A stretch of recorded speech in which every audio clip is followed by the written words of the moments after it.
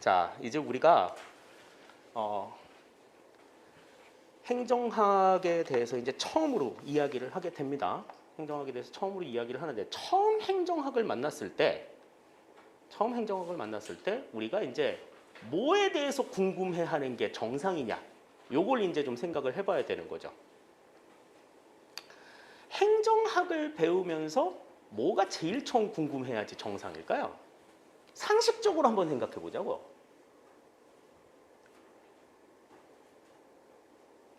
자, 그렇죠. 행정이 뭔지를 알아야지. 행정이 뭔지를 알아야 돼. 자, 그래서 처음으로 등장하는 내용은 행정의 정의입니다. 자, 행정이 뭐냐라고 했을 때, 자, 행정이라고 하는 거는 사회의 공공가치 실현을 목적으로 행해지는 일련의 모든 활동을 행정이라고 한다. 이렇게 이야기합니다. 근데 이제 우리가 보통 그 행정에 대해서 이야기를 할 때는 행정은 이것과 이제 비슷한 개념으로 공익 실현을 목적으로 한다. 이런 이야기들을 많이 들으셨을 거예요. 뭐 비슷한 개념이야. 사회의 공공가치 실현이라고 하는 건 사실 공익 실현보다는 조금 더 큰 개념이기는 해요. 큰 개념이기는 한데 불특정 다수의 사람들의 이익을 위해서 행해지는 일련의 모든 활동들을 우리가 행정이라고 얘기를 한다. 그래요. 그러니까 좁은 의미에서는 이 행정은 정부가 하는 일이야. 이 공익 실현은 정부가 하는 일이잖아. 그러니까 좁은 의미로 봤을 때는 그 활동은 정부의 활동에 국한이 되는 그러한 내용이라고 볼 수가 있지만 왜 우리 민간 기업에서도요 사회적 가치 실현을 위해 가지고 굉장히 많은 공익 사업들을 하잖아요. 넓은 의미에서 봤을 때는 그런 것들도 행정의 범주에 들어갈 수 있다라고 이야기를 해요. 그래서 좁은 의미의 행정은 공행정, 정부에서 행해지는 활동들만 이야기하지만 넓은 의미로 봤을 때는 정부에서 하는 활동과 민간에서 하는 활동을 전부 다 통칭해서 우리가 행정이라고 이야기를 한다. 이렇게 우리가 볼 수 있다라는 겁니다. 그러니까 행정이라고 하는 것이 뭐냐라고 했을 때는 특정 계층이 아닌 불특정 다수인 국민들의 이익을 위해서 공익의 실현을 위해서 더 나아가서는 사회의 공공가치 실현을 위해서 정부나 민간이 행하는 모든 일련의 활동들이다. 이렇게 우리가 이해를 하시면 될 것 같아요. 자, 그러면 이제 행정의 유사 개념들을 조금 비교해 볼 필요가 있어요. 맨 처음에 행정이 나왔을 때는 행정은 정치와 다르다. 이렇게 얘기를 했거든. 그러니까 행정학에 대한 논문이 처음 나왔을 때 행정은 정치와 다르다. 그래서 왜 정치와 다르냐라고 해가지고 정치와 행정을 구분하는 움직임들이 나왔었어요. 그때에 이야기했었던 가장 대표적인 이유가 뭐냐면 정치는 가치 개입적이다. 다시 말해서 정치는 그 활동에 나름대로의 가치가 들어있다라고 보는 거지. 그런데 행정은 그렇지 않다. 가치 중립적인 행위라는 거야.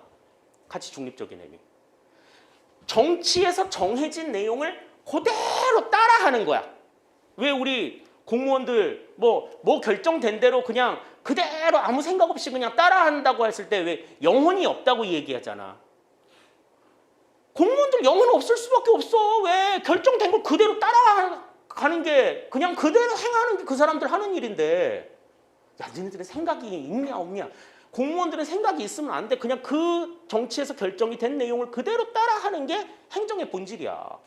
그렇기 때문에 정치와 행정은 다르다라고 보는 입장이 있었어요. 그 정치와 행정이 다르다라고 보는 입장이 정치-행정 이원론이야. 근원이 다르다라는 거죠. 정치와 행정은. 근원이 다르다. 그래서 행정의 전문성, 중립성 이런 것들을 강조하는 그러한 내용이고요. 다음에 이제 이 정치행정 이원론이 19세기 말쯤에 딱 등장을 하고 나서 쭉 이어지다가 1930년대에 대공황을 만나면서 이게 조금 격변을 일으키게 됩니다. 그러면서 야, 어떻게 행정이 결정이 된 내용을 그대로 이행만 할 수 있어. 이게 결정하고 집행하는 거는 연속적이고 계속 순환적으로 이어지는 일들인데 집행을 하는 사람들이 결정하는 부분에도 관여해가지고 결정을 해야 보다 집행을 더 잘할 수 있는 여지들이 생길 수 있잖아. 그래서 등장하게 된 개념이 정치행정 이론론이야. 이론론은 정치와 행정은 다르지 않다라는 거죠. 같다라는 거죠. 그래서 행정을 담당하는 이 공무원이 정책 집행뿐만이 아니라 정책 형성까지 맡아야 된다. 관여해야 된다라고 보는 두 가지 입장이 있었어요. 그러니까 정치와 행정의 관점에서 봤을 때는 이 정치와 행정이 다르다라고 하는 정치행정 이원론과 정치와 행정이 같다고 보는 정치행정 이론론, 이 차이를 분명하게 좀 구분을 하실 필요가 있다라고 하는 겁니다. 네.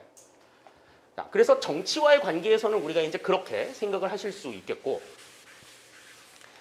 자, 다음에 이제 보겠습니다. 아까 내가 누구한테 행정에서 기억나는 게 뭐냐고 물어봤을 때 이거 얘기했었죠. 행정, 경영하고 좀 다르다. 그런 이야기를 했었는데, 행정하고 경영이 어떻게 다르냐 하는 부분은 정말 기본적인 상황에서 제일 많이 물어보는 내용이에요. 제일 많이 물어보는 내용. 왜냐하면 이 행정하고 경영은 이 사용하는 수단이 다 똑같거든요. 경영 같은 데서 뭐해? 인사관리, 뭐 재무관리 이런 거 하잖아요. 그럼 행정에서는 뭐 하니? 똑같은 걸로. 인사행정,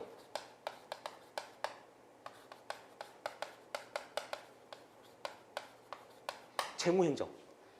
끝에 이름만 다를 뿐이지 똑같은 일들을 한단 말이야.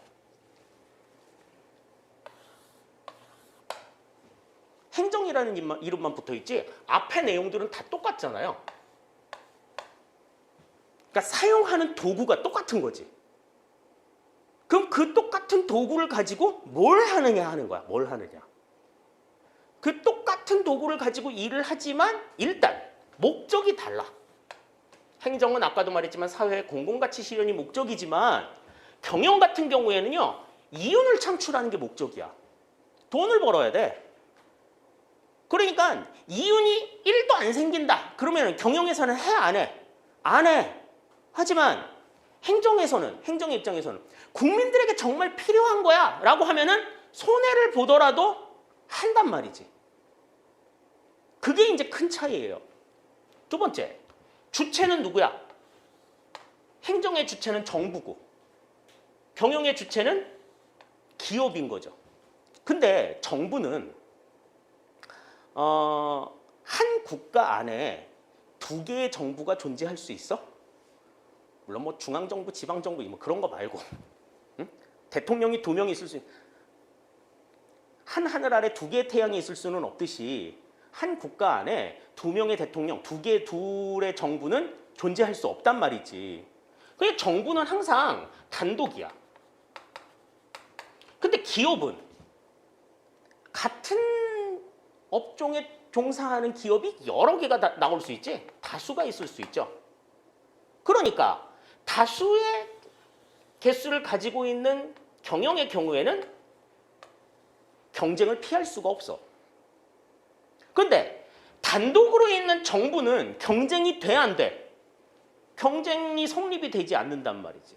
그러나 필요한 것은 정부가 제공을 해야 되고 제공되는 서비스를 국민들은 누려야 되는데 경쟁이 안 이루어지다 보면 이번에 이제 구몬 시험에서도 그 얘기가 나왔지만 경쟁이 이루어지지 않으면 서비스 품질이 어떻게 될 수밖에 없어.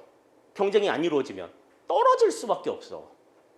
왜냐면 이거 왜 그래요? 라고 얘기할 수 있는 비교 대상이 없는 거야. 그러다 보니까 어떤 문제가 나올 수 있어?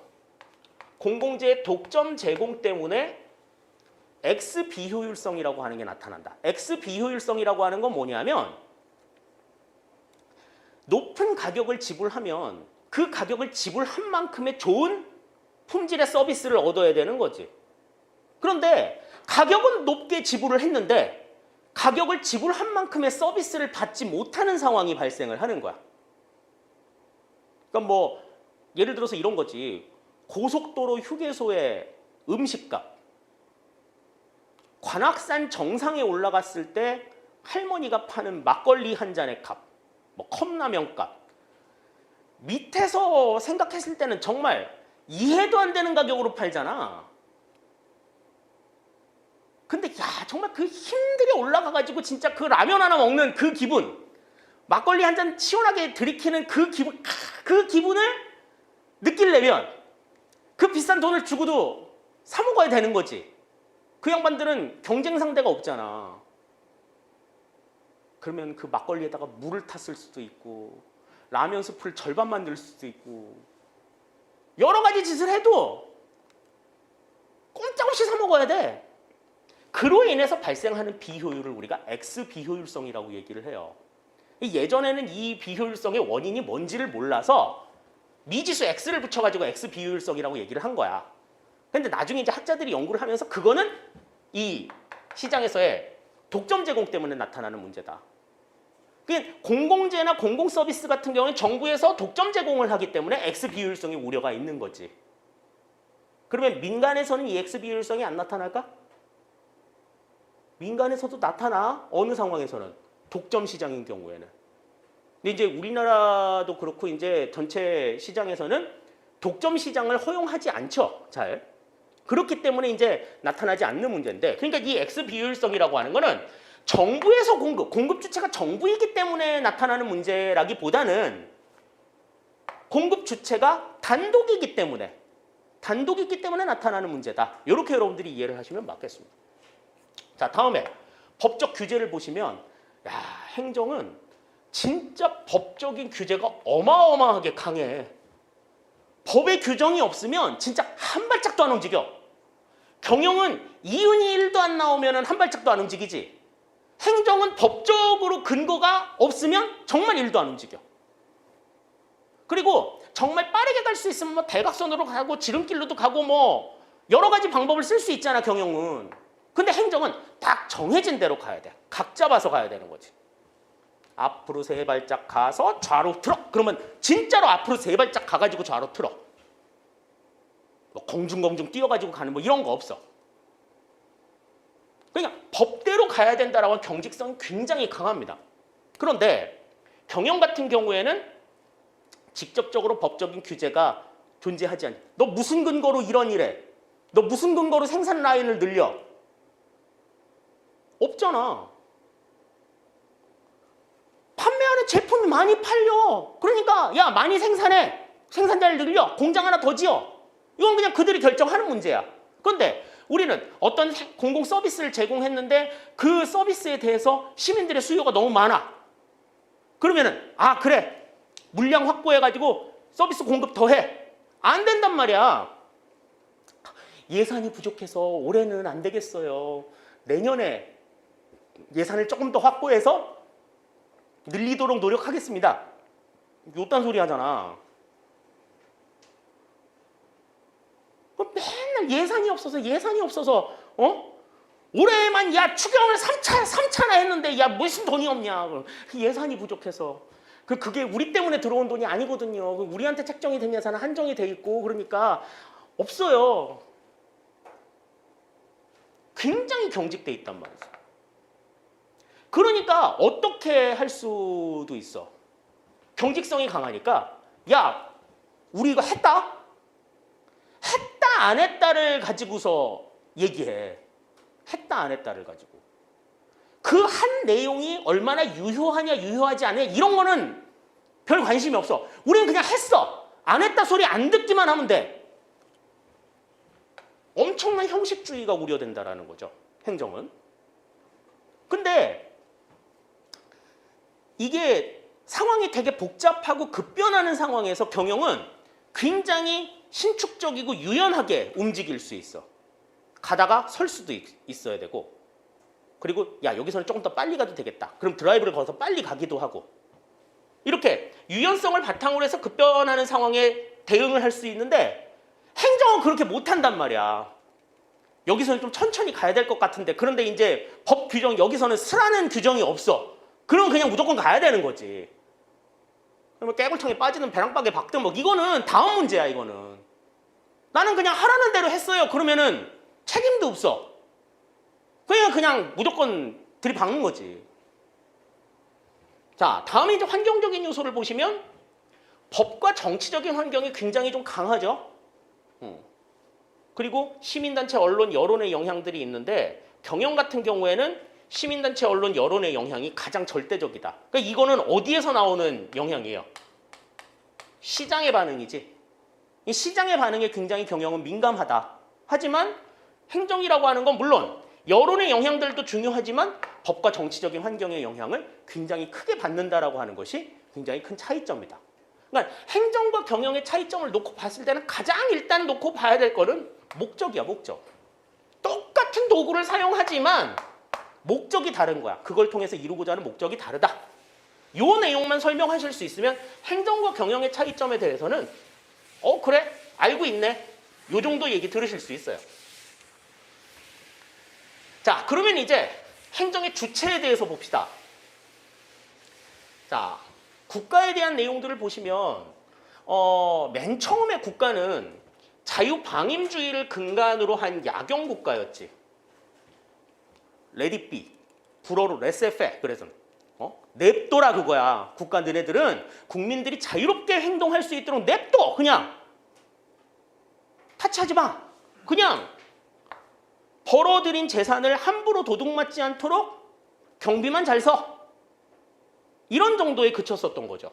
그래서 이제 등장하게 된 게 자본주의 경제체제잖아요. 그래서 이때에 이제 전제가 되었던 거는 뭐냐 하면 이때 이제 이 시장에서 활동하는 여러 시민들, 경제 활동을 하는 시민들은 요게 전제였어. 교양과 재산을 갖춘 시민들이 경제 활동을 하는 거니까 상식선에서 움직이겠지. 인간 일일이 잔소리하지 마. 이거야. 요즘의 시장을 생각해 보면 요즘의 시장에 있는 사람들은 재산은 있는 것 같은데 교양은 있는 것 같지가 않잖아요. 그죠? 그러니까 요 교양 문제 때문에 국가가 나서는 것들이 생길 수 있는 거지. 교양이 있는 사람은 자기의 이익이 중요한 만큼 다른 사람의 이익도 중요하다고 생각해. 근데 이 교양머리가 없는 사람들은 다른 사람들이 어떻게 되든지는 상관없어. 나만 손해 안 보면 그만이고 나만 이익만 보면 돼. 여러분들이 혹시라도 만약에 어떤 일을 하다가 그런 생각이 들었다. 나만 아니면 돼. 나만 손해 안 보면 되고 나만 이익 보면 돼. 그런 생각이 들었다. 그러면은 나중에라도 정신 차리셨을 때 그래 내가 교양머리가 없구나. 이렇게 생각하시면 딱 맞아요. 지금 이제 뭐 이따가 보수주의, 진보주의에 대해서도 설명할 때 얘기를 하겠습니다만은 보수주의에서는 이 자유를 굉장히 강조하지. 근데 그 자유를 강조하는 그 자유를 보장했을 때의 전제가 교양을 갖춰야 돼, 시민들이. 근데 그 자유를 강조하는 사람들을 한번 보세요. 그 사람들에게 교양이 있는지. 난 좀 없어 보이거든. 자기들은 또 교양이 있다고 생각하니까 문제인 거야. 그런 데는 또 답이 없어. 나는 공부를 하나도 안 하는데 됐다 열심히 한다고 생각해. 진짜로. 그런 애들은 공부해. 너 왜 공부를 안 하니? 그러면 잔소리로밖에 안 들리는 거지. 정말 답이 없거든요. 교양머리가 없는데 없으면서 자기가 교양이 있다고 생각하는 사람들은 너 왜 이렇게 교양이 없어라고 얘기하면은 답이 없는 거야. 이 자본주의 경제체제를 정말 그 본래의 의미를 훼손하지 않는 상황에서 정말 그 잘 활용을 하려면 그 안에서 경제 활동을 하는 사람들이 교양머리가 있어야 돼, 교양머리가. 여기에서 이제 그걸 생각해 두셔야 되고요. 자, 그런데 이제 현대에 들어와 가지고 자본주의가 막 발달을 했는데 자본주의가 발달할 때의 전제는 그거였어. 모든 경제 문제는 시장에서 해결되니까 시장 원리에 내 맡겨라. 국가는 아무것도 하지 말아라. 그거였는데 시장에서 해결이 되지 못하는 문제들이 생기더라고. 그게 이제 시장 실패의 문제죠. 빈곤이나 뭐 양극화나 이런 문제를 시장에서 해결을 해주지 못하더라는 거지. 그러니까 어떻게 해야 돼? 행정 기능이 이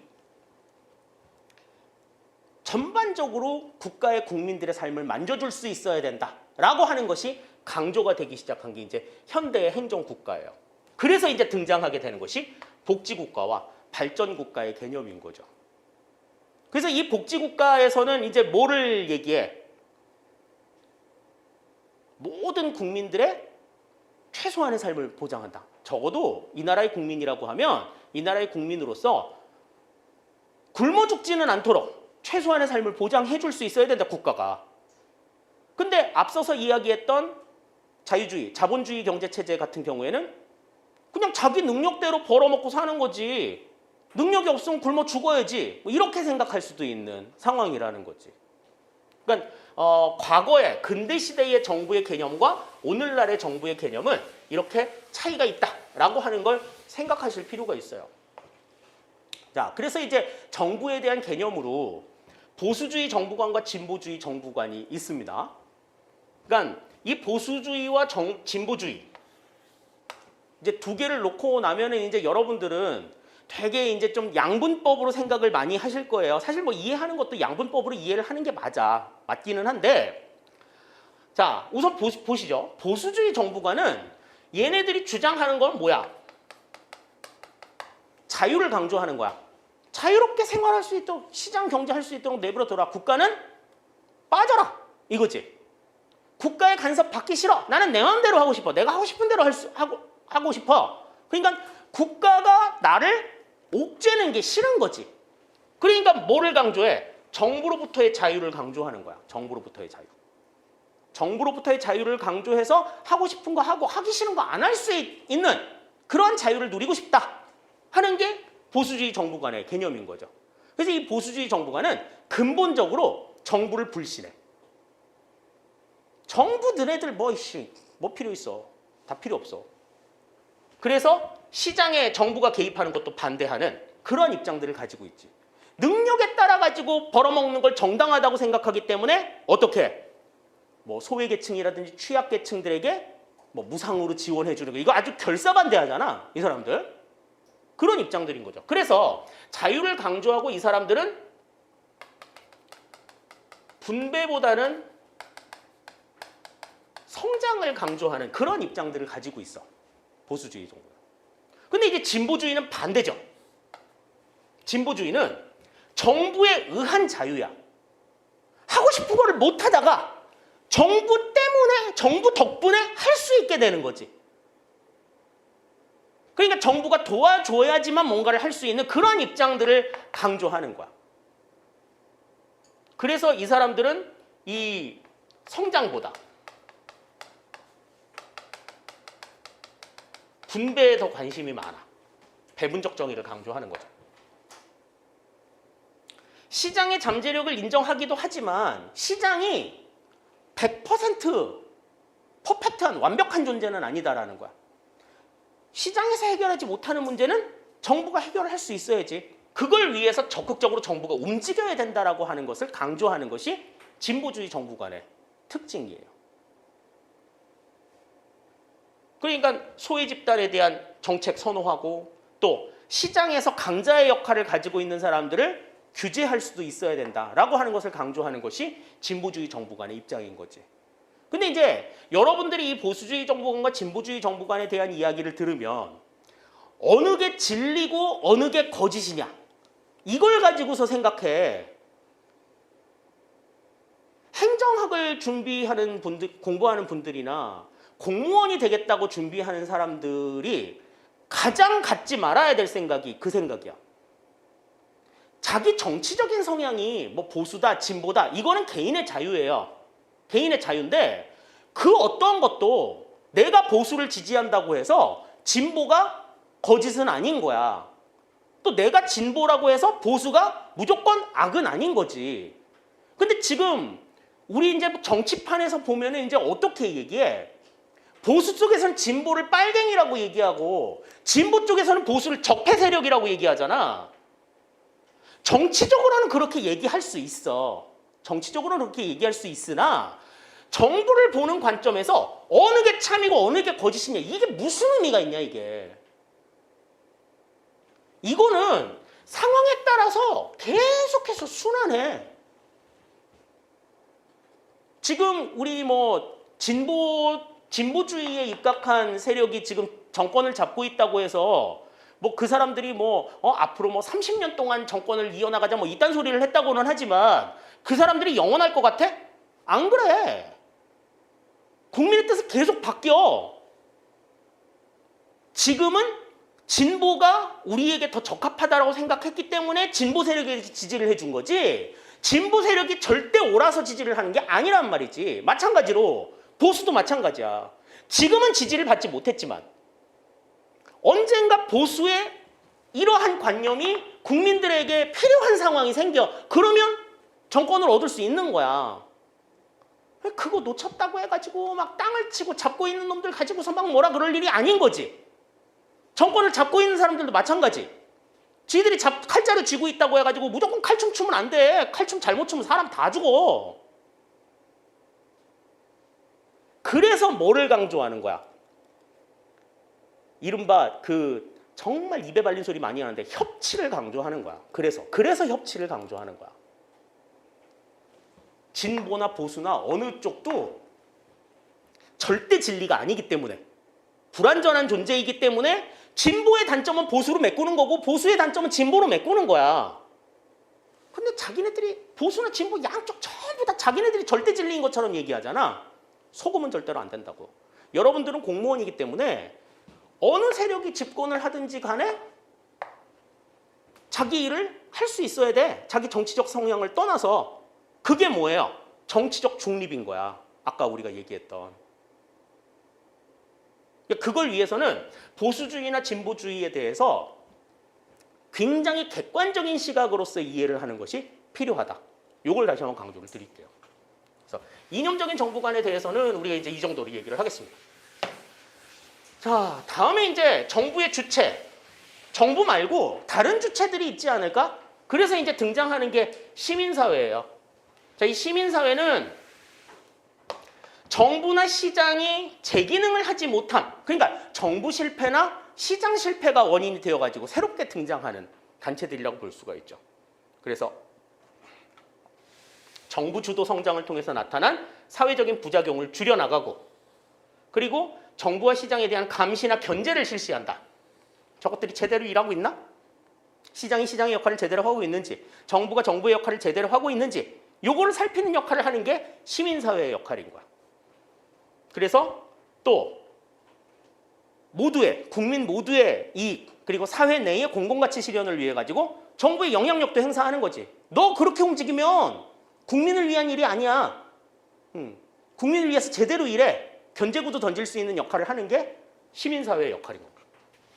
그래서 이 시민사회는 대의민주주의의 한계와 결함을 보완한다라고 얘기해. 그러니까 입법부, 뭐 국민의 대표라고 들어갔지만 그 사람들이 국민의 모든 의견들을 다 얘기하는 건 아니지. 그래서 사회 계층에 굉장히 다양한 의견들을 제시해 줄 수 있는 역할을 하는 게 시민사회의 역할인 거고요. 다음에 정책 관련 공감대를 형성하고 지지를 확보함으로써 정책 집행을 굉장히 수월하게 만들어줘. 다음에 시민들의 직접적인 요구 같은 것들을 통해 가지고 개인의 특수성이나 지역의 특수성을 반영하는 그러한 역할들도 할 수가 있다. 이 지역에서는 요러요러한 특성이 있어요. 여기에는 노인 인구들이 많아서 노인과 관련된 정책이 조금 더 필요합니다. 이러한 것들이 이제 지역의 특수성을 이야기할 수 있는 그런 얘기들을 해줄 수 있는 데들이 어디야? 시민사회인 거야. 그러니까 시민사회가 활성화가 되어 있게 되면은 그 지역 내에 또는 국민들의 굉장히 다양한 이야기들을 상당히 많이 들을 수 있는 여지들이 있는 거죠. 그러니까 국가에서는 시민사회를 적극적으로 좀 육성할 필요가 있어. 다양한 얘기를 듣고 싶으면. 근데 정부가 다양한 얘기를 듣고 싶어 하지 않죠. 많은 얘기들을 들으면 굉장히 복잡해지거든. 그게 어느 정도 수준으로만 들으려고 하기 때문에 그게 조금 문제이긴 한데, 민주주의 사회라고 한다면 굉장히 많은 얘기들이 나와야 돼. 그래서 싸움도 좀 많이 일어나야 되고, 좀 논쟁들도 많이 일어나야 되고, 그래야 진짜로 건강한 민주주의가 될 수 있어요. 그렇게 해가지고 합의가 돼봐. 그 합의는 웬만해서는 안 깨져. 미리 정말 죽어라고 싸워가지고 만들어진 거기 때문에. 자, 그런데 이제 시민사회 한계를 봅시다. 시장과 정부를 완전하게 대체하지 못해 이것도 이제 불완전한 존재라는 거죠. 두 번째, 아까도 얘기했지만 민주주의는 굉장히 많은 사람들의 참여를 보장해야 된다고 얘기했잖아. 많은 얘기들이 있겠지. 그럼 그 얘기를 하나로 모아야 된다고 얘기했는데 그거 하나로 모으기가 얼마나 힘드냐. 여기도 지금 한 열 몇 명 있다. 그러면은 의견들이 다 다를 거 아니야. 열 몇 개의 의견들이 있을 거 아니냐고. 그럼 그거를 하나로 뭉친다고 생각해봐. 집에서 형 동생이 서로 의견이 달라도 네가 달랐니 내가 달랐니 그러고 그래 터지게 싸우는데 지금 우리나라 인구만 5천만이에요. 유권자 수가 4천만이 넘었어. 그럼 4천만 가지 의견을 하나로 결집한 얼마나 많은 시간과 노력이 필요하겠어. 그게 굉장히 좀 힘들다라는 거죠. 두 번째로 시민 대표성과 공정성이 미약하다. 시민사회, 야 네가 전체 시민을 대표한다고? 거기에 대한 정당성이 없는 거야. 그러다 보니까 특수이익 실현에 치우칠 가능성. 다시 말해서 시민단체가 이익 집단화될 가능성이 굉장히 높아지는 거죠. 전체 국민을 대변한다라고 하는 그러한 어떤 정당성이나 이런 것들을 부여받지 못하기 때문에 또 정책에 대한 지식이나 전문성이 부족할 수 있어. 그냥 그 분야에 대한 관심이 높아. 하지만 그와 관련돼 가지고 어떠한 법령들이 있고 이런 거에 대해서는 잘 몰라. 물론 오랫동안 있었으면 공부도 많이 해서 알겠지만 잘 모른다고. 다음에 이 시민사회는요. 자기가 참여하고 싶은 사람만 참여하는 거야. 근데 시민사회가 움직여가지고 뭔가를 했는데 잘못했어. 그럼 시민사회에 참여한 사람들만 책임져? 그건 아니잖아요. 잘못된 부분들에 대해서는 비참여한 사람들에게도 책임을 물어야 된다고. 책임이 돌아간다고. 야 나는 그거 하자고 얘기도 안 했는데 왜 내가 책임을 져야 돼? 이제 이렇게 얘기할 수 있는 상황들이 생기는 거죠. 이런 것들이 조금 난감한 상황이 될 수는 있어. 하지만 굉장히 다양한 의견을 들을 수 있다는 점에 있어서 이 시민사회는 상당히 조금 의의가 있다. 이렇게 볼 수가 있겠습니다. 자, 다음에 이제 시민사회와 조금 다른 개념으로 우리가 접근할 수 있는 게 비정부기구예요. 우리가 이제 NGO, Non-Governmental Organization이라고 얘기하는 비정부기구인데 이 비정부기구는요. 일단 정부 조직은 아니야. 정부 조직은 아니지만 정부가 해야 될 일을 하는 그러한 단체를 우리가 비정부 조직이라고 해요. 그러니까 정부 조직이 아니면서 정부 조직의 역할을 대신 수행하는 이 같은 기구를 우리가 비정부 기구라고 이야기를 한다. 그래서 이거는 이제 일반적인 시민단체하고는 조금 구별을 해서 생각을 해줘야 되는 거죠. 그래서 회원 가입에 제한이 없고 비정파적이고 비영리적이고 자발적인 민간 조직이다. 우리 이제 그렇게 이야기를 합니다. 뭐 녹색연합이라든지 뭐 국경 없는 의사회라든지 뭐 이런 데들이 이제 대표적인 NGO 단체라고 볼 수가 있죠. 그래서 정부 조직의 특성을 보면 비정부성, 정부 조직이 아니야. 그렇다고 해서 민간 단체도 아니야. 비영리성, 영리 단체도 아니고 자발성, 자율성, 이익의 재배분성. 그 활동을 통해서 이익이 발생했다 그러면 그 이익을 그 단체의 활동 목적에 맞게 다시 투입하는 이러한 모습들을 특징으로 가지고 있다. 우리 이렇게 연관을 지을 수가 있겠습니다. 자, 다음에 이제 사회자본이라고 하는 게 있어요. 우리가 이제 뭐 사회적 자본이라고도 이야기를 하는 개념들이 있는데 이 사회적 자본, 사회자본이라고 이야기하는 거는 1차적으로 경제적 자본에 대응하는 개념이야. 경제적 자본이라고 하는 건 눈에 보이는 물리적인 자본인 거지. 돈, 동산과 부동산. 이게 이제 경제적 자본인데 사회적 자본은 그 경제적 자본에 맞서서 있는 개념인 거죠. 그래서 이게 있어야 어떤 조직들이 돌아가는 어떤 국가의 어떤 일들을 하는 데 있어서 훨씬 더 좀 힘이 좀 덜 드는 그러한 것들이 있어. 그러니까 구성원들 간의 뭐 예를 들어서 유대감, 신뢰, 또 협력 이런 것들은 눈에 보이지는 않지만 그 조직들을 움직이는 하나의 힘이지. 이런 것들이 이제 사회자본이라고 이야기를 하는 거죠. 그래서 경제적 자본에 이제 대응하는 개념으로 등장하는 내용들이 이 사회자본이다. 그래서 사회자본의 특징을 이야기해라. 그러면은 일단 첫 번째, 이익이 배타적으로 소유가 되지 않고 공유가 된다. 어떤 사회적 자본을 통해 가지고 발생하는 이익은 누구의 소유물이 아니야. 모두를 위하여서 나누어질 수 있는 거지. 왜 뭐 그런 얘기 하잖아. 기쁨은 나누면 배가 되고 슬픔은 나누면 뭐 반이 된다. 뭐 이런 이야기를 하잖아요. 이게 이제 사회적 자본의 가장 대표적인 상황인 거죠.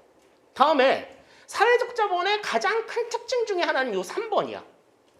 교환의 동시성과 등가성을 전제하지 않는다. 그러니까 이거지. A하고 B가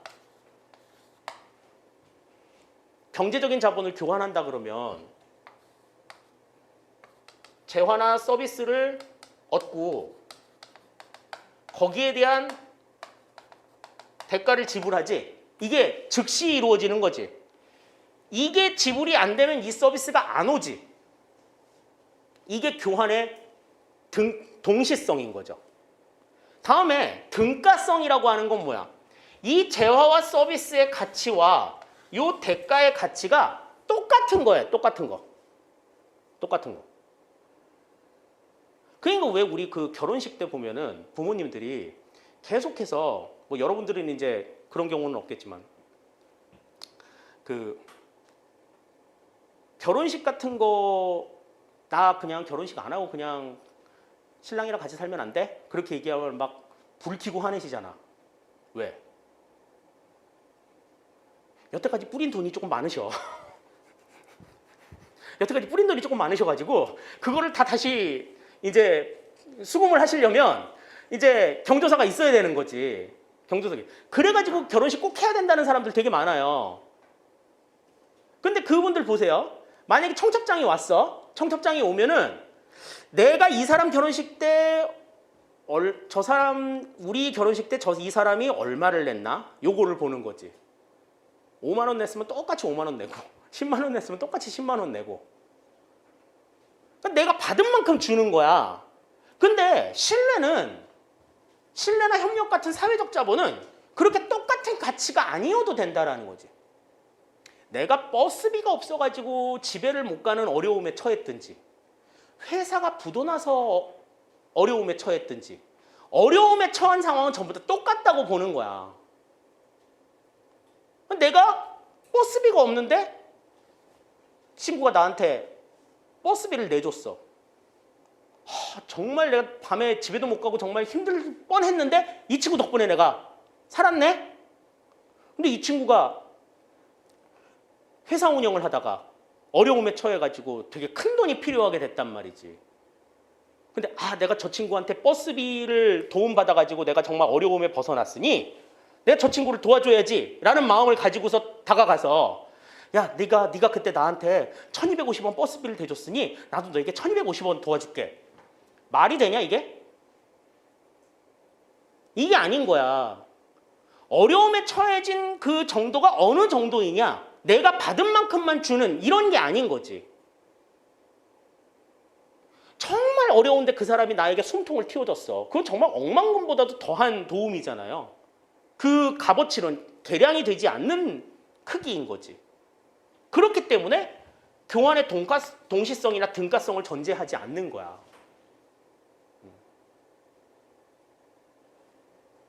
그래서 이 사회자본이라고 하는 건 계속해서 누리면 누릴수록 보다 견고해지고 늘어나는 그러한 상황들이 있지만 그렇지 않으면 점점 감소해.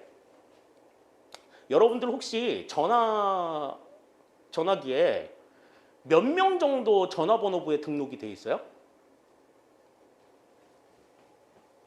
100명 정도 돼 있다고 칩시다. 이 중에 일주일에 한 번 이상 통화하는 사람이 몇 명 정도 돼? 10명이 넘을까요? 5명 정도라고 칩시다. 그럼 나머지 95명은 당장 지워도 생활에 지장이 없어. 이 사람들은 당장 지워도 생활에 지장이 없는 사람들인 거야. 그런 사람들 되게 많죠. 인간관계 중에. 이런 거는 사회적 자본이 계속해서 순환이 되지 않는 사이인 거야. 이 사람들은. 근데 이제 어쩌다 이 중에 있는 사람이 무슨 자기 결혼식 한다고 연락하고 그러면 화나잖아. 평소에 연락도 안 하던 게 이런 일 있다고 연락한다고. 그만큼 돌지 않는 거죠. 연락이 계속 되지 않고 유대가 계속 유지가 되지 않으면 그 사람과의 관계가 계속해서 소원해지는 거야. 사회적 자본의 규모가 점점 작아지는 거죠. 그런데 어떠한 이유에서든 연락이 돼가지고 계속해서 연락을 하잖아. 그러면 그 관계가 계속 공고해지는 거야. 그러니까 한 사람과 한 사람의 관계가 연결이 되었다라고 하면 이 연결이 된 강도, 이거를 굉장히 강하게 만들어야 돼. 연락도 자주 하고, 뭐 심심하면 문자도 보내고, 뭐 이런 식으로 해가지고 계속 연락이 이루어져야 이건 강해지는 거지. 그렇지 않고 그냥 가만히 냅두잖아. 그러면은 그런 사람이 있었는지 없었는지 뭐 이런 기억도 없어. 이게 사회적 자본의 특성이에요.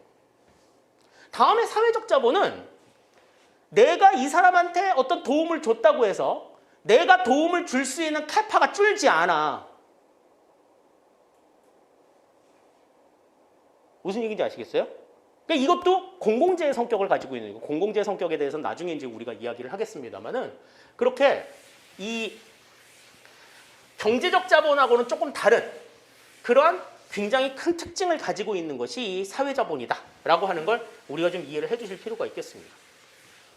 그래서 뭐 사회자본의 순기능, 뭐 개인의 행동을 촉진한다, 가외성을 최소화한다, 조직의 혁신을 도모한다, 협력적 행태, 행동 효율성을 제고한다, 뭐 사회적 규범으로서의 역할을 한다라고 하는 것. 역기능이라고 하는 건 일단 눈에 보이지 않는 존재라는 거죠. 눈에 보이지 않는 존재이고, 또 불분명한 거래가 이루어지고 있고, 또 측정이 용이하지 않다라고 하는 그런 문제들, 이러한 것들이 있을 수 있는 거지. 그리고 이 사회 자본은 왜 그런 거 있잖아. 조직 내 분위기 같은 거. 나는 싫은데 전체 분위기에 따라 가지고 어쩔 수 없이 그렇게 되는 경우들이 있어. 가장 대표적인 게 이제 그거죠. 저 개인적으로 야구를 되게 좋아해서 야구를 좀 많이 보는 편인데, 어제부턴가 이제 관중들이 들어오기 시작했잖아요. 근데 이제 그 야구 관중들 중에 제일 이 좀 격렬한, 그 영국의 훌리건을 거의 방불케 하는 그 광적인 야구 팬들을 가지고 있는 곳이 이제 부산이야. 부산 사직구장에 가면요, 파울볼이 나왔을 때 파울볼을 누가 딱 잡았다, 어른이 파울볼을 잡았다 그러면은 아 주라! 그런데 애 주라는 거지. 그래가지고 어떤 얌체 같은 인간들은 지 애를 안고 가가지고 그 파울볼 잡은 사람한테 이렇게 애를 이렇게 들이밀어 달라는 거지.